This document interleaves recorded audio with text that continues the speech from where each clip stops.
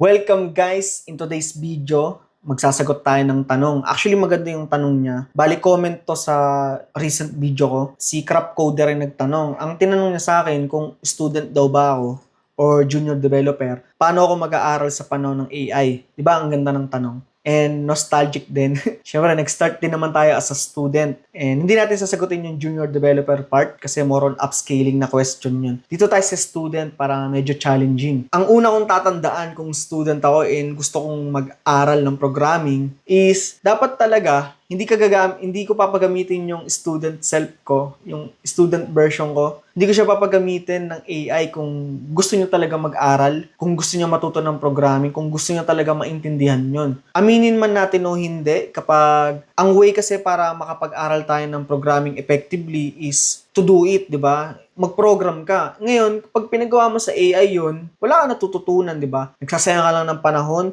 lalo na kung estudyante ka, nagbabayad ka ng tuition, nagsasayang ka ng pera, and ayaw natin mangyari yun. Ngayon, kung matatanong nyo naman, pagdating sa technical roadmap, anong gagawin ko as a student? Ano bang aaralin ko? Ano bang best way para matuto mag-program? Again, wala akong masyadong babaguhin, maliban na lang sa specific technologies. For example, as a student, gusto ko mag-aral ng full stack web development. Ang maipapayo ko sa student version ko, ganun pa rin. Siyempre, basics, di ba? Holy Trinity ng web, HTML, CSS, JavaScript. May AI man o wala, kailangan aralin nyo pa rin yung tatlo na yan kung gusto nyo maging full stack developer. Then, NPM, although marami ng alternatives, nandiyan na yung Bun, di ba? Nandiyan na rin yung Yarn. Pero, this time, mag-aaral pa rin ako ano yung mainstream, kung ano yung mga nakikita ko sa mga roadmap internationally and locally, kung ano man maisasuggest nila. Then, syempre, Git. Ang Git, non-nego yan. Time ng AI ngayon, kailangan talaga marunong ka na mag-Git. Mahalaga yan para maprotektahan mo yung code mo. And GitHub, alam ko marami ring alternative sa GitHub. Nandiyan yung GitLab, Bitbucket, etc. Pero, kung ano yung nasa mga mainstream suggestion, ayun yung isasuggest ko na aralin nyo. Then, Tailwind CSS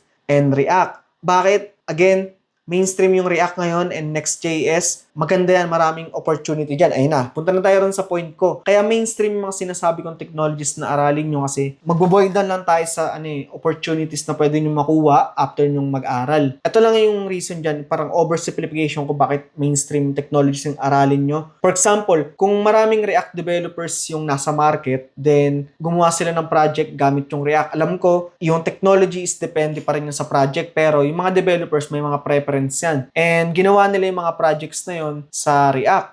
And sobrang daming ganun. Sobrang kumpanya na gumamit ng React para sa mga projects nila. Then ito na, nagsialisa na yung mga developer na yan. Kailangan na ng mga bagong developer para sa project yun or nag-expand sila. Ngayon, pag ganun yung nangyari, mas maraming React or mas maraming developers yung nag-develop ng project nila sa React, ibig sabihin lang na mas maraming opportunities na pwedeng mag-flood sa market. Oversimplification yun. Ngayon, kaya hindi ako nagsasuggest sa mga technologies na masyadong niche. Konti lang talaga yung mga opportunities na pwede nyong makuha doon. Pero may diskarte din doon. Pag konti yung kalaban mo, mas malaki yung chance na makukuha mo yung mga trabaho na yun. Pero sa market natin dito sa Pilipinas, locally, ang sikat talaga dyan, React, Vue, pwede nyo siyang aralin yung mga mainstream technologies na yun. Then, pagdating sa backend, ganun pa rin, Node.js or PHP, PostgreSQL or MySQL, then aralin yung mga concept like API, JWT, Redis, lahat yan, like AWS din. Sundan nyo lang yung mga nasa roadmap.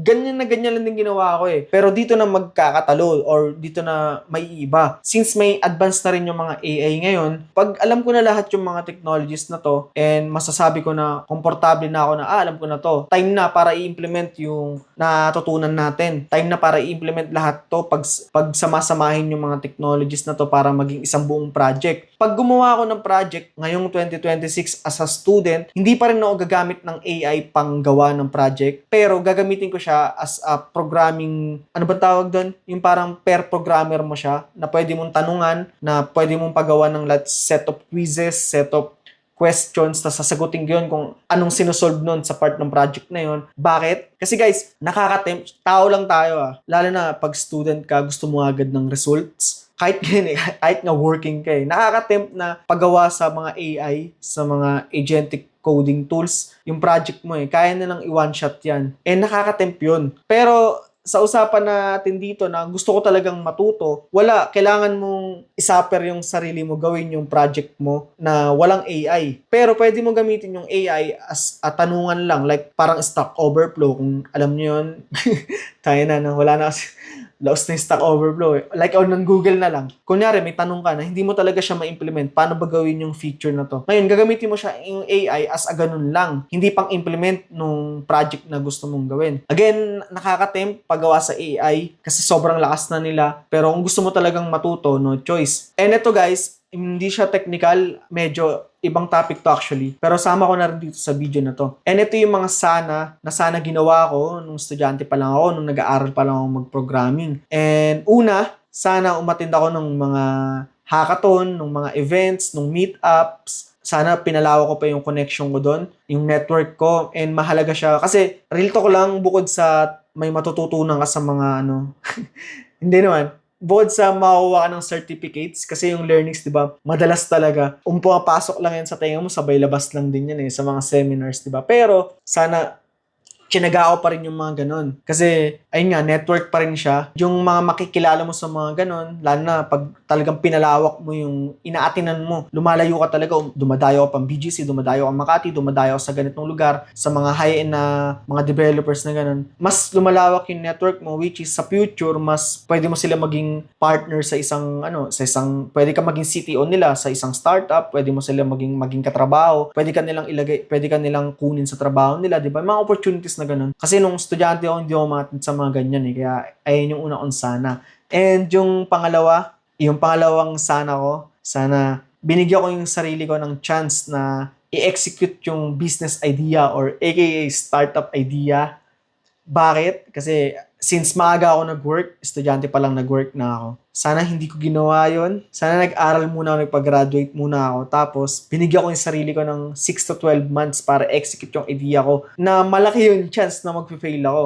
Pero bakit gusto kong magawa yun? Kasi una guys, afford ko na mag-fail kahit mga 1 taon. Delusional naman ako enough para isipin na kahit mag-fail ako dito, may mahanap akong trabaho. And ganun kataas yung delusional ko. Pero ayun nga, sana tinik ko yung idea ko, in-execute ko siya kahit alam kong mag-fail. Kasi sigurado ako sa process na yun, may matututunan pa rin ako na madadala ko pag naging young adult ako na gusto ko na mag-start ng sarili ko talagang seryosong business. And ngayon, medyo takot na akong i-execute yun. And kita nyo naman, kahit may AI na, since may full-time job ako, may mga responsibilities na ako ngayon, hindi ako makapag-take ng 100%. Like, magre-resign ako sa trabaho para i-take yung idea ko. Hindi ko na siya afford ngayon. Kasi ngayon nakikita ko sa panahon ng AI, nakita ko to, mga estudyante, mga bata pa, mga 21 years old, 22, may bata pa ako nakita, 18 years old, may mga startup na sila. Ayun, nakikita ko sila, may mga startup idea sila na in-execute, and nakikita ko may mga users sila, kumikita sila. Kahit hindi naman ganun kalaki, pero di ba iba pa rin yun. Ayun lang guys, nag-stay kayo para dun sa tanong,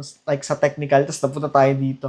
Pero wala, di ba? Gusto ko lang siyang i-share sa inyo. Gusto ko siyang ikwento sa inyo. Alam ko mag-resonate din kayo. And darating din kayo sa edad ko na 26 years old. Hindi pa ako ang status. Ayun lang guys. Salamat sa pakikinig. Kung nag-stay ka, maraming salamat. And don't forget na i-like or i-share yung video kung nagustuhan mo. And follow nyo sa TikTok. Ayun lang mga tolls. Maraming salamat. See you sa next video. Bye!